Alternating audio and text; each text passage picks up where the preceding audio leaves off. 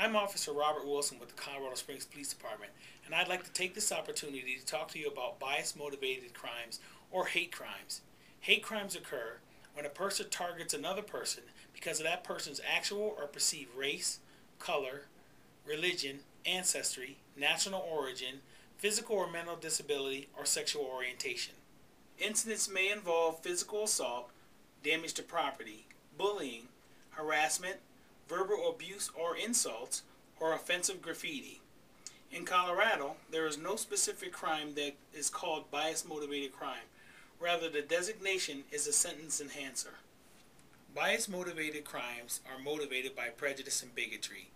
These crimes pose a unique danger to society because while they may be an attack on an individual, they can affect an entire community and make people feel vulnerable.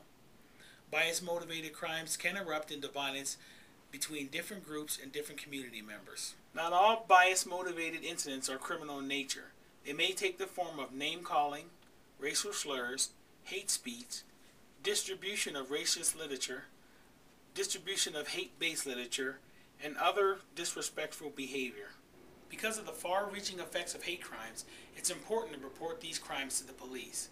By reporting these crimes, the police department and the community can be aware of the problem and we can deal with it more effectively. Reporting bias-motivated crimes also reinforces the community that the police department will not see these as prank and they will be taken seriously. Failing to report hate crimes makes it appear that the problem does not exist. This also gives the attacker the false sense of security that they can continue to do their acts and not get caught. There are many reasons people refuse to report hate crimes. Many people are embarrassed or ashamed and feel that if they don't do anything that the problem will just go away. Other victims are afraid that reporting these crimes will draw unwanted attention toward them and make them vulnerable to further attacks. Some immigrants face language or cultural barriers which may prevent them from calling the police. Some are unfamiliar with American law and fearful of law enforcement. Unfortunately, there are those victims who feel that their complaints will not be taken seriously by police, so it's not worth calling in the first place. And worse, there are some victims who fear that by calling the police, action may be taken against them.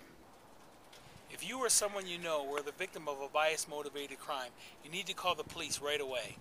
Let the call taker know that you believe a bias-motivated crime has occurred.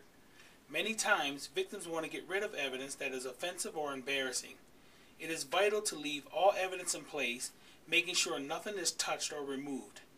It is important that the victim and other witnesses cooperate fully with the police so that a thorough investigation can be conducted. Some victims of hate crimes take the law into their own hands and retaliate against the perpetrators. This often leads to the arrest of the victim and does not solve the problem. It is best to call the police department and let the situation be handled properly. Although rare, hate crimes do occur in Colorado Springs.